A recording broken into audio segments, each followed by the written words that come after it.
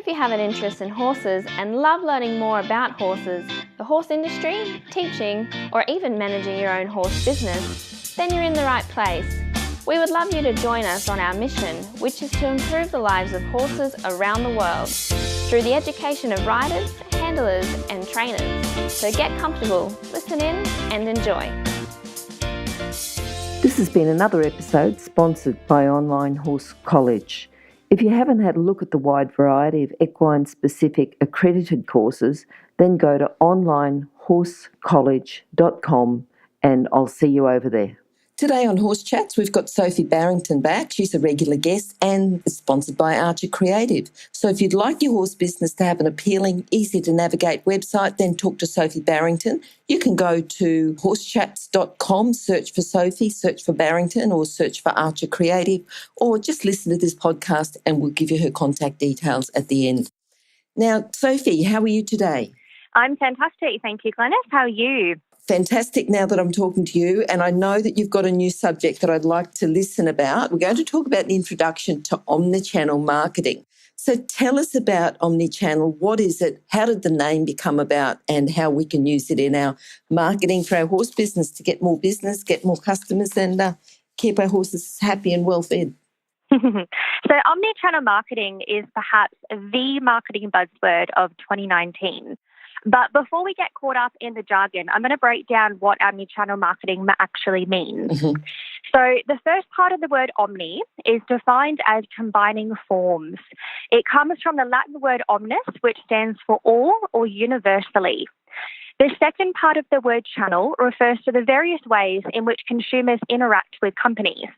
So if you have a think about it today, a consumer can engage with a company in their store, on their website or through their mobile app, through a catalogue, through social media, and various other ways as well. Now, because of this, marketers need to create seamless experience regardless of channel or device. Each element of the consumer's experience should be consistent and complementary. Thus, we enter the era of omnichannel marketing. Brilliant, brilliant. All right. Now, does that mean if I'm on my iPhone and then I talk to you again on my iPad or my computer or something, you're going to still know who it is? Is there, some sort of a link there between the two? Yes, potentially. Now, it depends on the type of business. So what we're going to delve into in this podcast is retail, focused on primarily. Yep. But that being said, it's really about creating an experience for the consumer that does feel as seamless as possible. Now, if you do get inquiries, it is important to manage those inquiries and have some form of system in place. It might be a proper CRM software, which is called a customer relationship management software. Yep. And that way you can keep track of inquiries and how they're filtering through to your business. That's really important. But that being said, if you do have another type of business that primarily operates online, you may also have what's called marketing automation in place as well, which basically can do a lot of the legwork for you. I'm going to talk about that a little bit later on in the chat. But essentially, yes, it's about looking at your business and how you can make it as seamless end-to-end as possible for the consumer's experience. Perfect.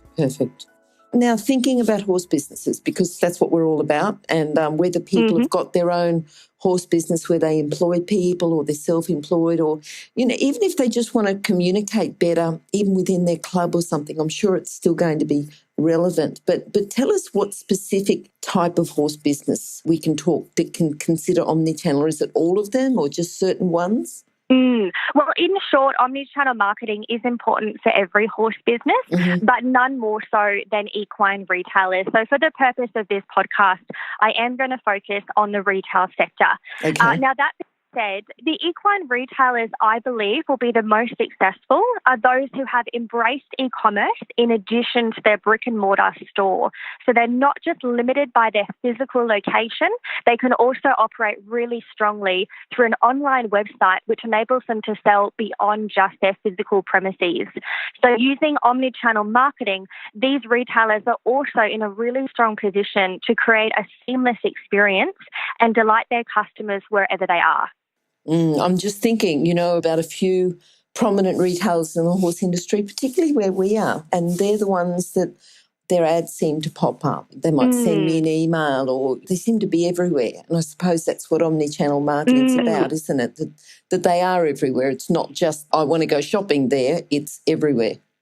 That's exactly right. And it's also thinking a really easy way to think about omnichannel marketing in terms of thinking of that transaction that's going to take place. So if you're going to buy, say, a new pair of jodhpurs, so talking about that transaction, what we need to think is that no longer is that shopping or buying process just a straight line kind of linear experience. We actually need to think of buying from businesses more as a circle and creating that end-to-end experience that is circular and complete. Okay. Now, Sophie, tell us about the omnichannel marketing, but why is it so important for equestrian retailers? You know, we do a lot of word of mouth, but why is it so important that we embrace this as well? Now, word of mouth is a really interesting one, which I think will actually tie in really clearly in just a moment. So if you have a think about it, the effectiveness of mass push-based marketing, so think print ads, television, radio, and also email blasts that just go out to a mass group of people without really actually tapping into who those individual people are, is rapidly declining. So the effectiveness of those push-based marketing channels is declining. So consumers expect a more personalized one-to-one experience when engaging with a company. And this is particularly true in retail. And as you can imagine, obviously, you know, a word of mouth endorsement or recommendation is always going to be so much stronger than a mass ad that you see in simply a magazine or on the TV. So if you think of your own experience as well, when we actually talk about the experience of shopping, whether it's in store or through a website, most of us can recall times when we felt dissatisfied, when we felt kind of out of touch with that particular business. They didn't really understand us or didn't really create an experience that really worked for us. So none of us want to struggle, you know, finding the right product, placing an order for a product, adding an item to cart on someone's website, or even getting a timely response to our inquiries. And that's particularly true on things like social media, where we do expect an almost instantaneous reply. So our expectations have made the stakes just so much higher than what they used to be. Yep. No, I understand that. The rapid changes, what's led to those rapid changes? So I have to say, I think it's a combination of things that are changing our expectations as consumers. You know, we now live in a fast-paced, hyper-connected world. We're bridged by devices and platforms that have almost obliterated those past constraints of time and space, basically. So if you think about it, from one mobile phone, we can research, we can review, we can place orders, we can purchase products pretty much anywhere, anytime. So consumer loyalty, I believe, is almost at an all-time low. And that's because we have almost endless choices in terms of who we can buy from and also what we can actually buy for ourselves and our horses. So this means basically that more than ever, companies have to get it right from the outset. And that really is where omnichannel marketing comes into play. Okay, good. Now, when I say equestrian retailers, I mean anyone that's selling horse products. You know, they might be selling feed or saddlery or the pair of jodhpurs, or they might be making some rugs, and even people who are teaching can do this. You know, coaches, they've got their riding school. How can they implement some of these omnichannel marketing? So it begins by evaluating the current experience of your customers. So put yourself in their shoes and actually take a walk through the same steps that they have to when they might be considering buying from you. So if you do operate a store, it's really important to rate that shopping experience. So think about, how is the store presented? How do staff greet customers? Are they helpful and knowledgeable about the products that you sell? And do they collect any customer information? Is it important for them to collect that information so they can learn about their customers and actually offer them things in the future that they're going to be interested in? When you're talking about an online business, so any business that has a website, but particularly for an e-commerce website, test all the channels that a customer can use to communicate with your business. This is going to be your phone, your email, social media, and your website. So how easy is it for them to find what they're looking for? Are there any roadblocks when adding an item to the cart? how responsive are staff to inquiries, are promotional messages consistent? And also when I talk about roadblocks, particularly in e-commerce, even though this isn't really about omnichannel marketing, one thing I will definitely say that I've learned in the industry is that if you have really high price points on your cost of shipping, that is a huge, huge turnoff. So if you do have a decent product with a good profit margin, I highly recommend offering free shipping or having regular offers that reduce the cost of shipping. That is one of the biggest turnoffs in the e-commerce space and one of the main reasons that people don't make sales through their website. And also for any other type of business, it's just really taking a step outside of your business and pretending that you're a customer. So if you do have, that coaching business or that writing school, get someone to make a phone call and see how the phone is answered. Send through an email inquiry asking about, your lesson fees. Go through the steps of, having a look at your Facebook page and make sure that there's a really great experience that's offered to that consumer when they actually make an inquiry. So it's good to have someone in your business do it, but also feel free to get some people outside of your business, maybe a couple of customers or clients whose opinion that you trust, to actually go through this process. So if they identify any unnecessary barriers, you have reached the first step in fixing them. Well, that's good. That's good. Now, you've talked about this, really good tips there too, I think. And I particularly like the one, where you said about the free shipping, because it does turn people off. If you... Oh, it does. Yeah. What other common mistakes are retailers making? Well, I think, omnichannel marketing, it's a mouthful, isn't it? But it's also, it is a new terminology in 2019. I think it only really has started to come into focus. And I think in the equestrian world, I think that retailers may not be aware of this idea that increasingly people are using multiple devices during a single transaction. So going from that linear, straightforward process, they move from A to B, is just simply not true. We now have to think about it in an omnichannel approach, which turns that straight line into a circle. So they might go from your Facebook page to making an email inquiry. They might even see your ad on Facebook but not even click on it. They might go straight organically to your website. So it's making sure that all the channels are connected. So I know myself that in my day-to-day life, I frequently change between mobile, tablet and desktop throughout the day. If I, say for example, looking at an e-commerce website, if I add an item to the cart on my mobile phone, but I don't actually check out and buy the item, I definitely expect it to be there if I go back, say, through my desktop computer, in the same way if I returned on my tablet. So that's why I keep coming back to e-commerce, because omnichannel marketing is extremely relevant in the retail space and particularly the e-commerce space. And I also believe very, very firmly, and the research does back this up, that if you do have a store and you sell products, the best way that you can strengthen your store is by also having an e-commerce website. That's going to be an absolute win-win to keep your business strong now and into the future. If you're an equestrian coach or a horse riding instructor, or even if you aspire to be one, have a look at the free video series for horse riding instructors on the Horse Chats website.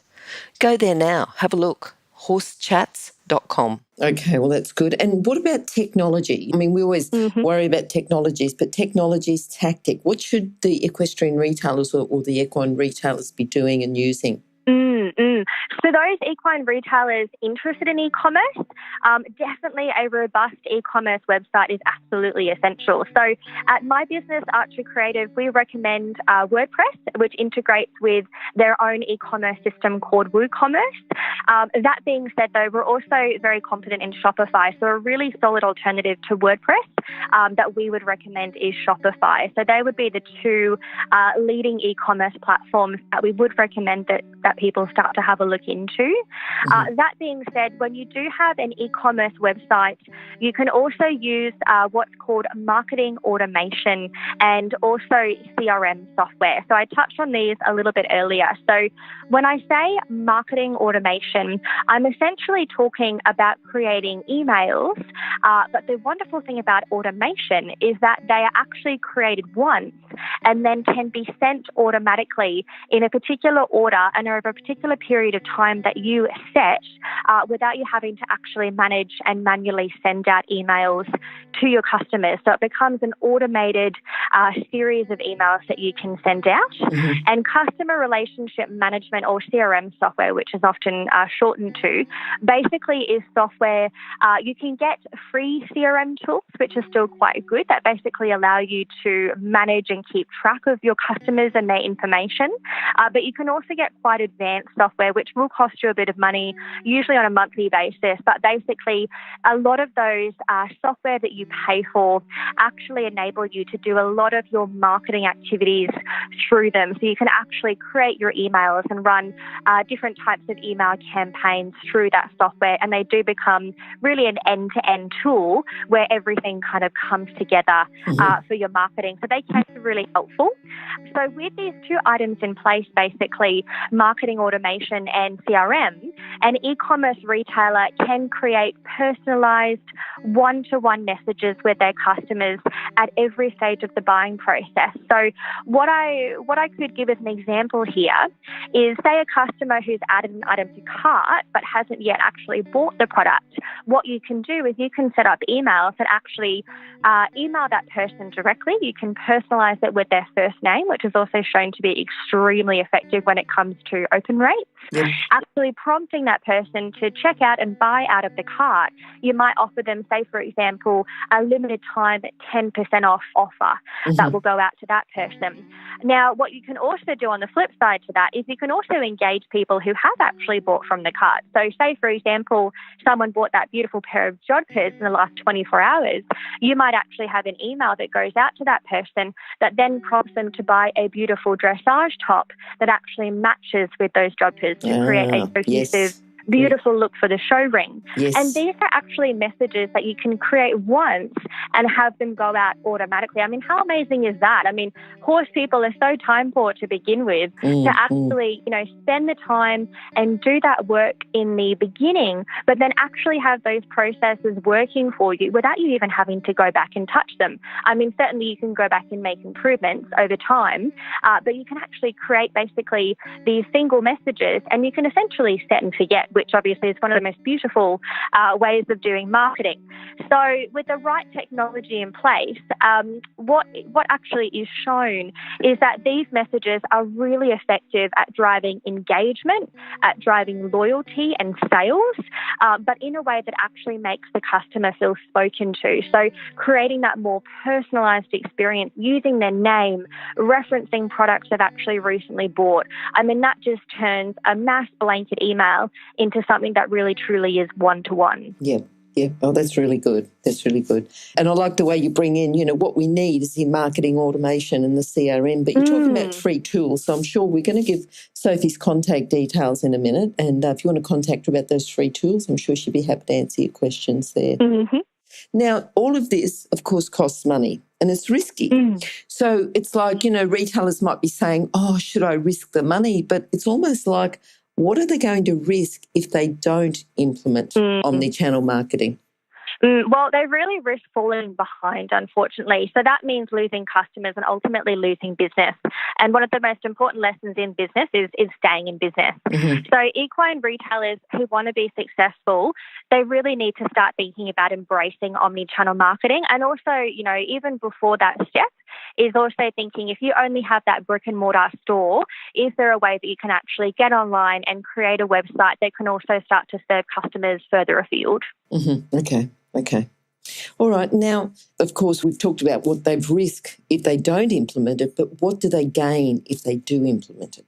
Well, ultimately, the reward is a more profitable and scalable e-commerce business. And that's the beautiful thing about e-commerce, is that you're no longer limited by a standalone store. You're no longer limited by your opening hours. You essentially have a business, and in its most beautiful form, it can actually make money for you while you sleep. Perfect. What's ahead for retailers now in 2019? I'm just thinking about all the horse shops there and people that are listening that have got a retail business or thinking about a retail business. What can they look forward to? What's ahead for them? I think it's going to be a really exciting but also a really challenging landscape for retail. I think the reality is that, marketing, these digital channels of marketing like Facebook and Instagram, they started out appearing really easy and really cheap. And I don't think it's always going to stay that way. I think things are, challenging and are tough. And I think they're going to continue to be so. And it's really important for retailers to learn the best practices and implement those practices in their marketing. But I think those who will thrive are interested in omnichannel marketing for the opportunities that it presents to understand and speak to their actual customers. So what I really love about this idea of omnichannel marketing is that it reminds us that the best form of marketing above everything else is personal. Yes. Okay. Sophie, thank you again. You always come up with really good subjects. You always come up with like the leading edge of what's happening, marketing-wise, business-wise. So thank you for that. And I'm sure that all our listeners are thanking you. Now, if they'd like to contact you direct, what's the best way? Yeah, sure. So they're very welcome to contact me via phone. So our office number is 1300 077 126. They also can reach me directly on email. So if anyone has any questions after this podcast, just feel free to shoot me an email. It's sophie@archercreative.net.au. And they can also link with me on LinkedIn. I'm quite proactive on LinkedIn and can also answer questions through direct message there. So just search for Sophie Barrington or linkedin.com/IN/equine marketing expert. Perfect. Thank you, Sophie. Thank you for the equine marketing expert advice, and look forward to your next chat. Yeah, fantastic. Thank you so much, Glenys. Bye. Bye. Now, if you're still there, you probably know that I'm absolutely passionate about education within the horse industry. That's why I host this podcast. My other venture is Online Horse College. Have a look now at onlinehorsecollege.com and I'll see you over there. Remember that our comments and instructions are general in nature and do not take into consideration your individual horses or your individual ability and circumstances. If you enjoyed this podcast, then please leave your comment below.